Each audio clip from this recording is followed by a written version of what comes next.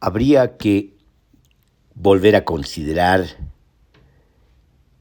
como lo hemos venido haciendo, pero ahora desde otra perspectiva y otra problemática, de si el Estado es o no una opción,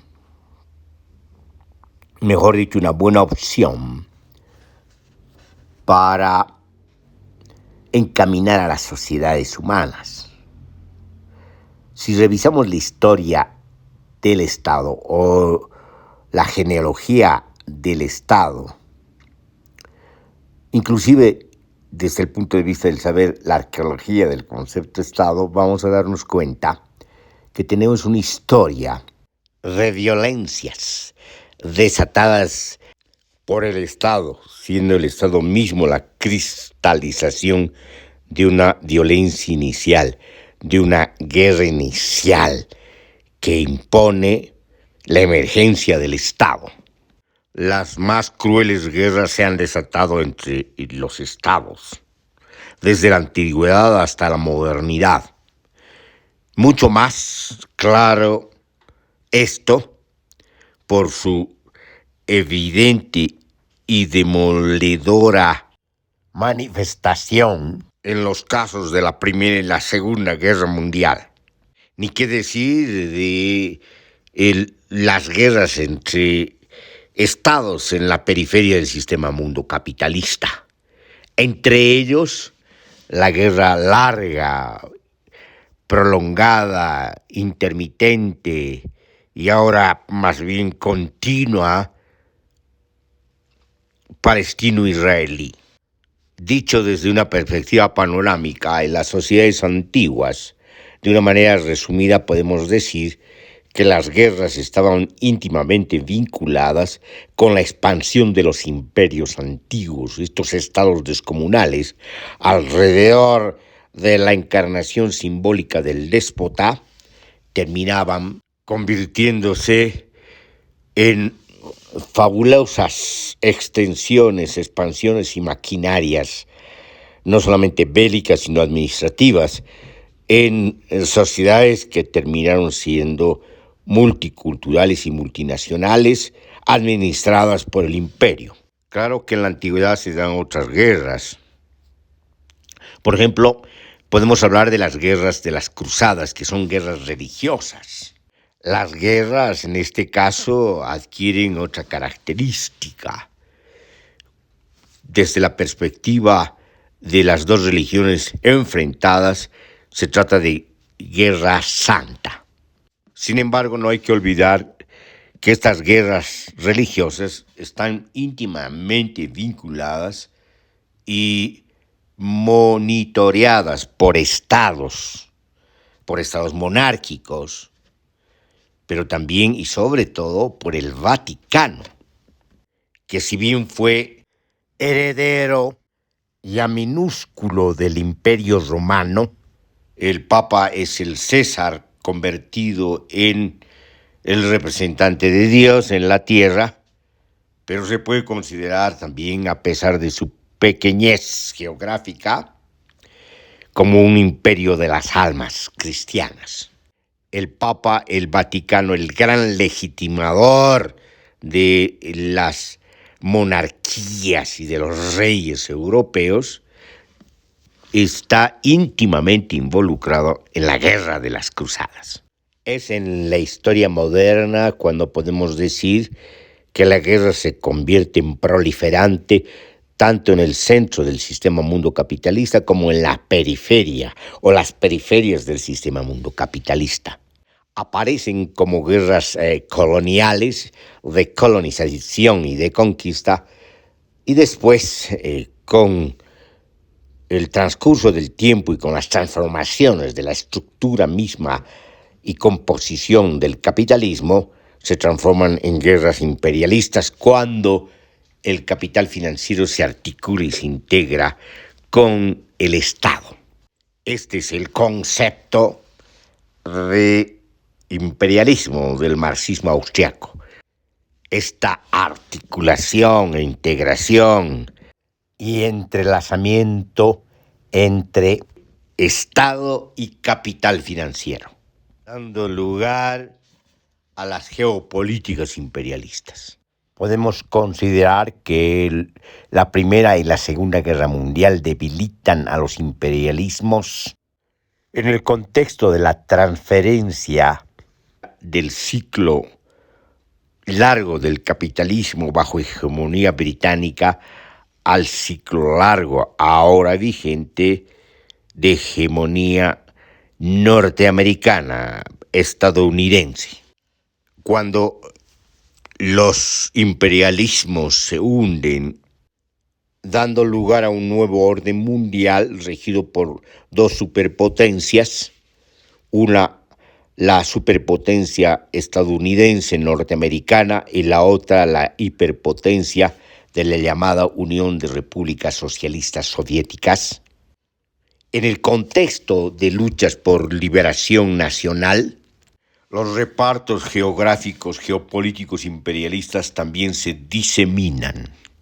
En el llamado Medio Oriente se dan divisiones, primero entre los imperialismos, sobre todo británico y francés, y después estas administraciones coloniales van a derivar en las nuevas administraciones estatales y sobre todo paraestatales en el contexto geográfico, político, económico, cultural y religioso de la llamada Palestina.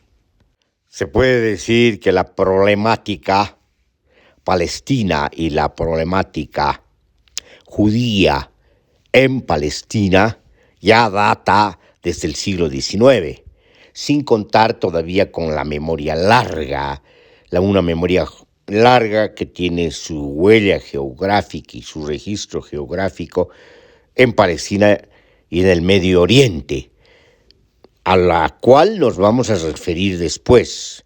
Pero ahora vamos a tener en cuenta sobre todo esta historia que data del siglo XIX y atraviesa el siglo XX y llega al siglo XXI con el conflicto nuevamente desatado entre el Estado de Israel y Palestina, las organizaciones palestinas, sobre todo las organizaciones paramilitares palestinas. Es el Imperio Británico el que elabora una estrategia sinuosa, prometiendo tanto a árabes como a judíos una tierra prometida para unos y otra tierra, la tierra de sus ancestros para otros, prometiéndoles un Estado árabe unificado, unificando a todas las poblaciones y sociedades árabes en contra del dominio otomano. Desde entonces data la participación del legendario Lawrence de Arabia. El Imperio Otomano cae como parte de los derrotados de la Primera Guerra Mundial. El Imperio Otomano va a ser repartido entre las potencias vencedoras de la Primera Guerra Mundial, sobre todo Francia y Gran Bretaña. En consecuencia, culminada la Primera Guerra Mundial, no se resuelve la problemática palestina y la problemática judía. Va a ser heredada después de la Segunda Guerra Mundial por la primera comisión y la primera configuración de lo que va a ser Naciones Unidas. En el contexto del Holocausto, las migraciones judías hacia Palestina van a aumentar, trayendo a colación una nueva composición demográfica. Ya antes, con las primeras migraciones de judíos a Palestina, hubieron conflictos entre árabes y judíos, precisamente por la llegada de estas migraciones. Podemos entonces tener una historia más larga del conflicto israelí-árabe, del conflicto israelí-palestino, que se remonta no solamente al siglo XIX, sino antes. Pero ese antes tiene que ver ya con otra historia, una historia distinta, una historia de los hebreos, una historia de los filisteos, una historia de los árabes, una historia de lo que es Palestina en aquel entonces, que es un nombre adquirido el Palestina bajo la dominación del Imperio Romano y bajo otras ocupaciones imperiales, entre ellas la ocupación griega, pero antes la ocupación asiria y babilónica. Al respecto es mejor separar una historia antigua de una historia moderna del conflicto y de la guerra intermitente israelí-palestina. El problema jurídico-político en sí comienza cuando Naciones Unidas resuelve conformar dos estados, un estado árabe y un estado judío en Palestina. Esta resolución de Naciones Unidas no se cumple hasta ahora. Entonces podemos decir que parte del incumplimiento de Naciones Unidas con árabes y judíos por la conformación de dos estados es parte del origen de un conflicto que parece interminable.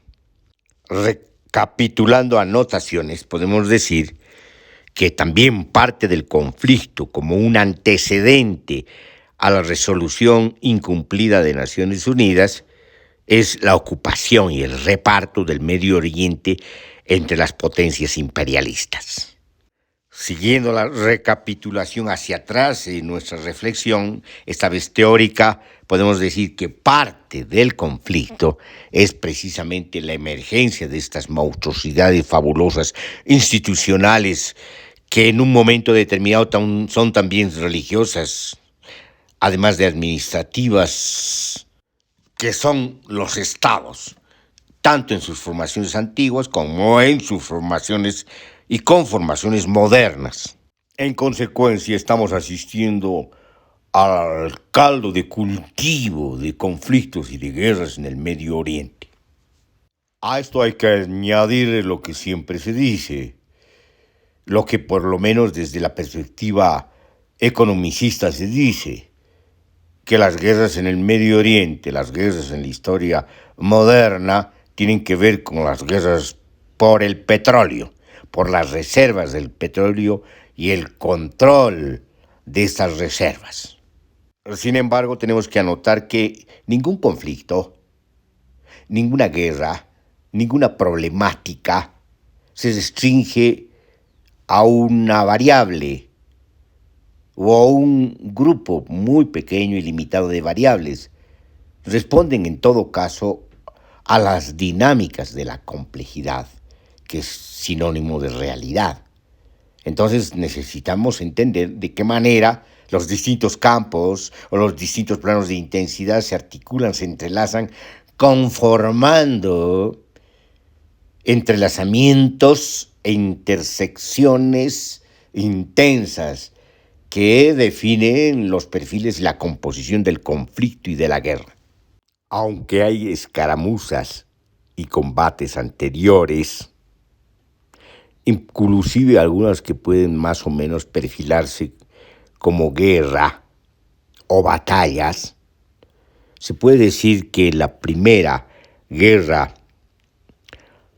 israelí-árabe data de 1948.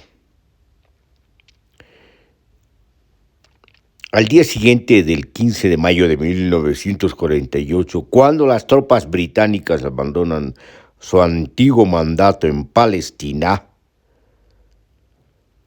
los ejércitos expedicionarios de 4 países árabes, Egipto, Transjordania, Siria e Irak, se adentran en Palestina para hacer frente a las tropas israelíes. De este modo, acaba de estallar lo que sería la primera guerra árabe-israelí. La coalición árabe entra en guerra, pero no de una manera unificada, sino con fuertes divisiones internas, porque conllevaban distintos intereses. Por ejemplo, el rey Abdalá de Transjordania había venido negociando secretamente con Golda Meir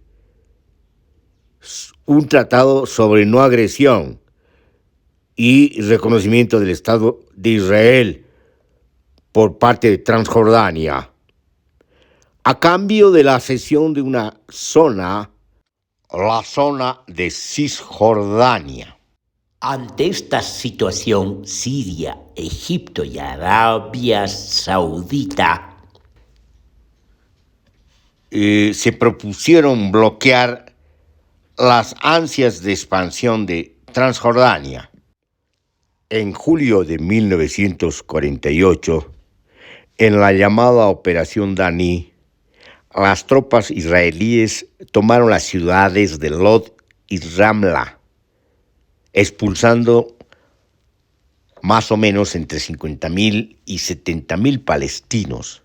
Este fue el éxodo palestino mayor durante esa guerra.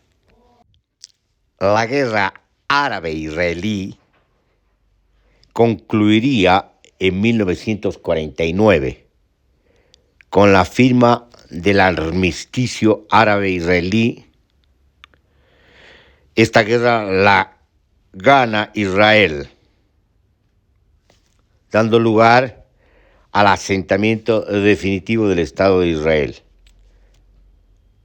Transjordania se anexiona Cisjordania y Jerusalén Este. Egipto ocupa la franja de Gaza. Con esto, en esas circunstancias y en ese contexto, Palestina prácticamente desaparece. Israel ocupa el 70% del territorio, a pesar de que Naciones Unidas le otorgaba solo el 55%. Con la guerra se había producido la expulsión de más de 700.000 civiles palestinos que pasan desde entonces a vivir en campos de refugiados en el Oriente Próximo. Situando cronológicamente los hechos, podemos decir que el 4 de marzo de 1949, el Consejo de Seguridad de Naciones Unidas, en la Resolución 69, recomienda a la Asamblea General que se admita a Israel como miembro de las Naciones Unidas. La ONU esperaba que Israel como miembro acataría la Carta de las Naciones Unidas y las resoluciones 181 y 194. Del 27 de abril al 12 de septiembre de 1949 se celebra la Conferencia de Lausana para intentar llegar a un acuerdo sobre fronteras y el retorno de refugiados en el marco de las resoluciones que hemos mencionado.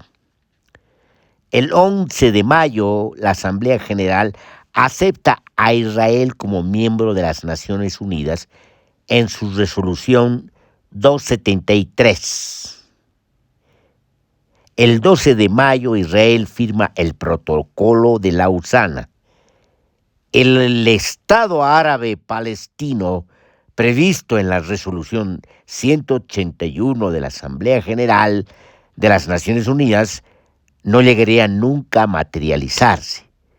La resolución 194 nunca se llegó a respetar y los refugiados no regresaron nunca a su casa ni a su territorio. Desde una perspectiva jurídica política se puede decir que este es el nudo del problema. No se cumplió con las resoluciones de Naciones Unidas. 19 años más tarde, estalla la Guerra de los 6 días. Y 6 años después, se da lugar la Guerra del Yom Kippur. 50 años después, la organización paramilitar del Hamas inicia una incursión sin precedentes, casi una invasión al territorio aledaño a Gaza. Y se efectúa esta incursión por mar, por aire y por tierra, además de el envío de miles de misiles en territorio israelí, acercándose a Tel Aviv. ¿Qué nos muestra esta situación, esta prolongación de la guerra? Que la guerra, además de ser intermitente, parece ser interminable. Si revisamos todo lo que ha ocurrido antes de la guerra de 1948, vamos a ver a lo largo de los asentamientos israelíes en Palestina se dan batallas y escaramuzas continuas e intermitentes. Y después de la guerra de 1948 hasta la guerra de los 6 días, se dan una serie de maniobras, tácticas y estrategias que tienen que ver con el posicionamiento internacional de la demanda palestina, usando métodos que tienen que ver con una ofensiva irregular, pero además que hace uso de lo que se conoce internacionalmente con el mote de terrorismo. Hablamos de secuestros de aviones, de secuestros de personas, de incursiones punitivas, singulares y punzantes que van a ocasionar un impacto mediático, comunicacional, que es lo que buscaba la Organización de Liberación de Palestina. Después de la guerra de Yom Kippur, se van a dar lugar acercamientos y sobre todo la firma de paz entre Israel y Egipto, acordando la entrega del Sinaí a Egipto. La escalada del conflicto y la tensión militar disminuye, empero se dan lugar conflictos como desplazamientos hacia los territorios y los países donde están cobijados los campamentos palestinos de refugiados. Un caso paradigmático del conflicto se va a dar en ese sentido en Líbano, donde se da prácticamente una guerra civil entre organizaciones árabes, libanesas, que van a combatir entre ellas, involucrando a las organizaciones palestinas. Israel va a invadir el Líbano en apoyo a las organizaciones cristianas que ya se convirtieron en organizaciones paramilitares. En la historia reciente, Hamas va a optar por lanzar misiles desde sus plataformas subterráneas a Israel, que van a tratar de ser detenidos por lo que se llama el escudo de hierro, que no llega a servir del todo en la última ofensiva de Hamas contra Israel. Como se verá, Estamos ante una situación álgida, quizás de una nueva guerra ya declarada por parte del Estado de Israel contra la organización Hamas. Guerra que ha comenzado con un bombardeo sistemático y continuo contra Gaza, demoliendo manzanas enteras de ciudades, encerrando a Gaza en un perímetro militar y de bombardeos, cortando la energía eléctrica y el uso de agua, aislando prácticamente a todo Gaza y a toda la población palestina en Gaza. Por el norte, el Hezbollah ha comenzado ataques contra el Estado de Israel. El ejército de Israel ya cuenta con el llamado y la convocatoria a 300,000 reservistas. El ejército de Israel está movilizado y predispuesto a una guerra en varios frentes, como ocurrió en 1948, en 1967 y en 1973. Haciendo un balance somero, podemos decir que la guerra se ha concentrado en el Medio Oriente, en este epicentro llamado Palestina e Israel. Por otra parte, podemos decir que todas las iniciativas de paz han fracasado, no solamente las relativas a Naciones Unidas, sino aquellas que tienen que ver con las iniciativas norteamericanas. El espectro de la guerra en Medio Oriente vuelve a aparecer con las características antes mencionadas, que tienen que ver con la cuestión palestina y la cuestión israelita en Medio Oriente, cuando se tiene en el contexto mundial también otra guerra, la guerra de Ucrania. Además de darse lugar esta incursión de Hamas, cuando el Estado de Israel y Arabia Saudita iban a firmar un acuerdo que tiene características de largo plazo económicas y políticas. Por otra parte, y esto hay que anotar, en plena crisis de gobernabilidad del presidente y del gobierno conformado por Benjamín Netanyahu. Netanyahu fue acusado de corrupción y ha pretendido revisar la constitución del Estado de Israel, buscando someter al órgano de poder judicial, al Ejecutivo. Es decir, que en condiciones de una derechización, por así decirlo, hacia los sectores más conservadores del Estado israelí, se tiene una crisis de gobernabilidad, una crisis de gobierno, y es en este contexto que se desata la incursión de Hamas.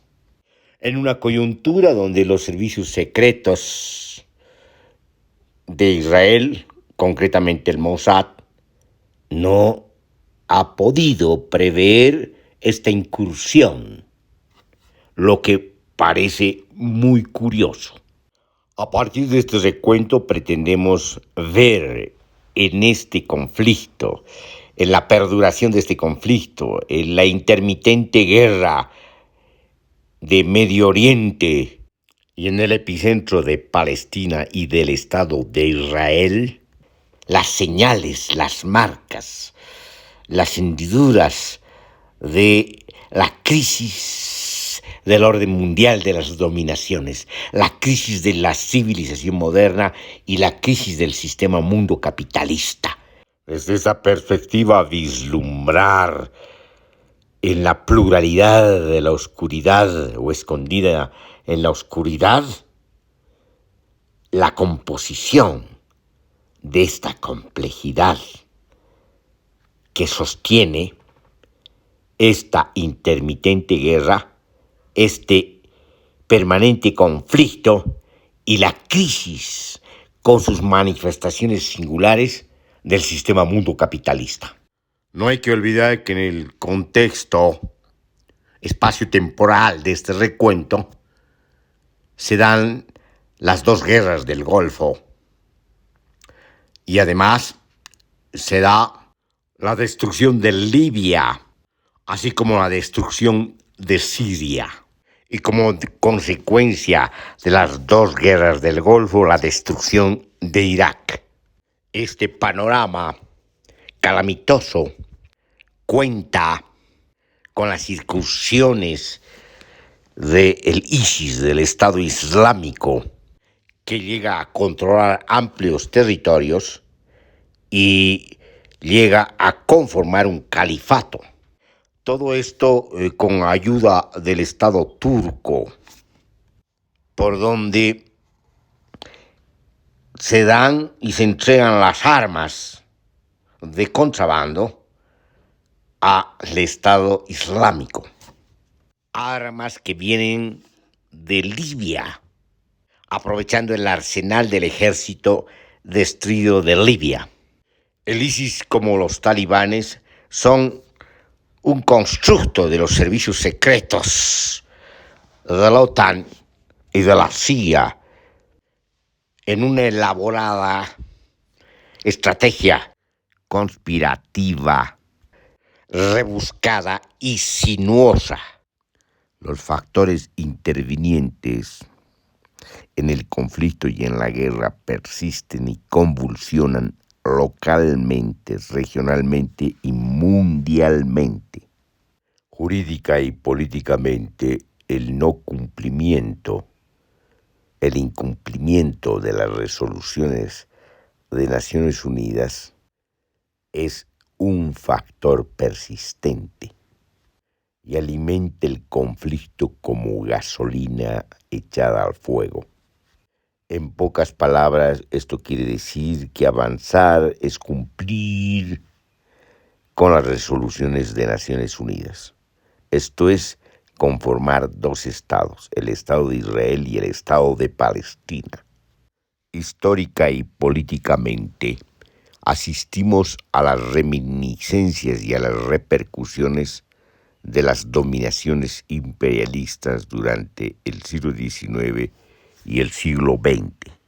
Entre las reminiscencias se encuentra el haberse repartido el Medio Oriente y haber dispersado a los pueblos, haberlos dividido y repartido entre distintos estados-nación conformados.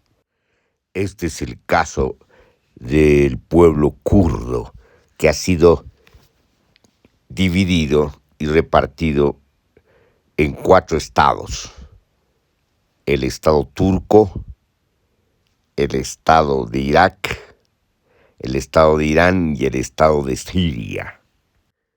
El pueblo palestino también ha sido objeto y materia de poder de las consecuencias del dominio imperialista durante el siglo XIX y el siglo XX.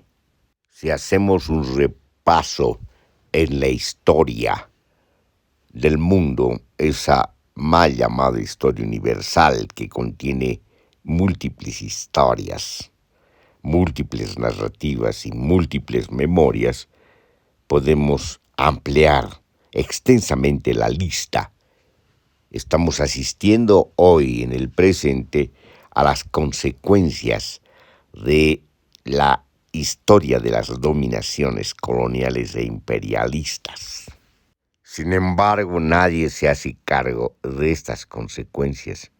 Nadie se siente responsable, salvo escasas y puntuales declaraciones de arrepentimiento o de culpa que al final terminan confirmando la regla. El mundo de hoy ha sido, pues, diseñado por las conquistas, oleadas de conquistas, por la colonización, las oleadas de colonización en el continente de Abya Yala, después la expansión del colonialismo en su versión imperialista en el resto del mundo. Otro epicentro, otro continente afectado por las oleadas de conquista y colonización y el reparto imperialista ha sido el continente africano. Las reminiscencias de la esclavitud generalizada se hace sentir en los continentes, no solamente el continente de Abya Yala y el continente del África, sino también en el continente europeo. El nuevo orden mundial implantado después de la Segunda Guerra Mundial, estableciendo un orden jerárquico, un núcleo jerárquico de dominación por parte de los vencedores de la guerra, plasma la configuración y la conformación de un mundo moderno sobre la base y la matriz de estas genealogías del poder y de estas genealogías de la dominación coloniales e imperialistas. Lo que hace el nuevo orden mundial no es otra cosa que reorganizar el mundo sin obviar la matriz de donde viene, sin resolver los problemas que se han acumulado, sino exacerbándolos en una nueva configuración mundial. Lo que ahora se disputa es el mismo orden mundial, pero buscando una nueva composición de su jerarquía dominante y de su núcleo privilegiado, dejando de lado las causas jurídico-políticas, rescatando las causas histórico-políticas, pero sin quedarnos ahí.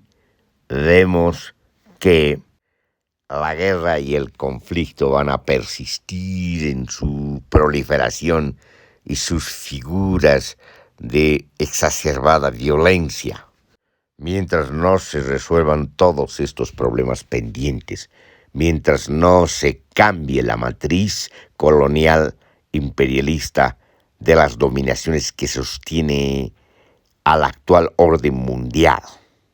En otras palabras, se trata de la diseminación de los diagramas de poder, de las cartografías políticas del orden mundial y de su propia memoria recurrente de dominación y violencias.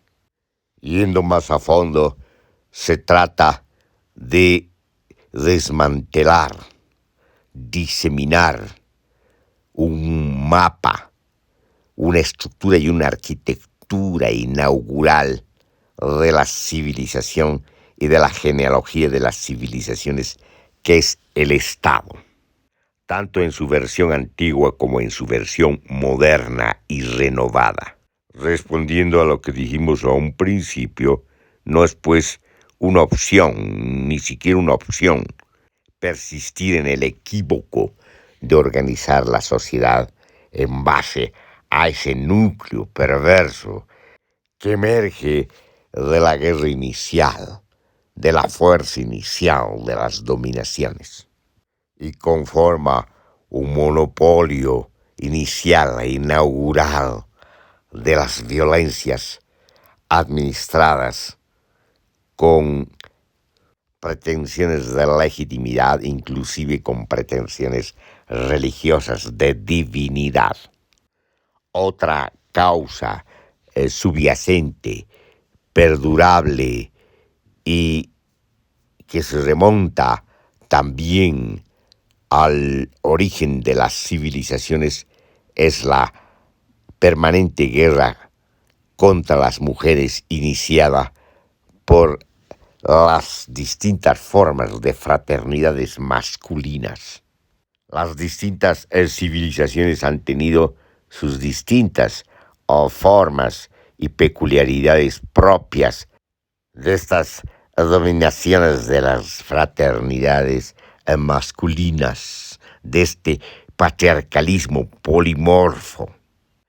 La civilización moderna no hace otra cosa que moverse sobre la misma matriz de la guerra prolongada contra las mujeres, solo que lo hace de una manera liberal, ampliando los derechos de las mujeres, reconociendo su equivalencia e igualdad jurídica y política. Sin embargo, sus instituciones cristalizan o tienen el cemento y el cimiento de esa dominación de las fraternidades masculinas y de esa larga guerra contra las mujeres. En algunos estados-nación barrocos se da esto de una manera barroca. Inclusive persiste de forma directa y explícita la dominación sacerdotal contra las mujeres. No se les reconoce derechos, no son iguales ni equivalentes, son de manera directa materia y objeto de dominación y de poder. Su visibilidad está oculta, tienen que cubrirse el rostro y taparse la cabeza. Ante la mirada del poder barroco, las mujeres no pueden ser visibles. En el Medio Oriente, esta problemática es demoledoramente patética. Ninguna liberación de ningún pueblo es posible sobre la base de esta dominación masculina. Hay pues que salir de los círculos viciosos del poder. Hay que salir de estas reproducciones perversas de las distintas formas proliferantes de las dominaciones. Hay que abolir el Estado y todas las formas de dominación institucionalizadas localmente, regionalmente y mundialmente, en plena globalización desenvuelta y en gran parte lograda. No es posible mantener estados-nación, divisiones fronterizas, menos muros y estancos que corresponden a obstáculos anacrónicos y anacronismos vernaculares de formaciones sociales también anacrónicas. Los nuevos horizontes de los mundos posibles, alternativos y alterativos están bosquejados en los pronunciamientos de la nación y pueblos mayas, las naciones y pueblos indígenas de Abya Yala, que han adquirido expresión política y cultural en las expresiones y narrativa interpelativa de los zapatistas. La lucha por la liberación del pueblo kurdo también ha abandonado el esquematismo dualista y el persistente paradigma estatal, proponiendo en sustitución lo nuevo, un confederalismo democrático sin Estado, donde convivan todos los pueblos. La salida a los conflictos del presente y a las guerras del presente en el mundo se encuentra en abolir ese pasado de dominaciones, en recuperar la memoria de los pueblos y liberar la potencia social. La salida en pleno desenvolvimiento de la globalización se encuentra en la conformación de un confederalismo de todos los pueblos del mundo, de un confederalismo democrático de todos los pueblos del mundo. Ante el avance despavorido de la crisis ecológica, es menester asumir la responsabilidad humana en la crisis ecológica. Esto equivale a reinsertar a las sociedades humanas a los ciclos climáticos, por lo tanto, a conformar y construir entre todos sociedades ecológicas.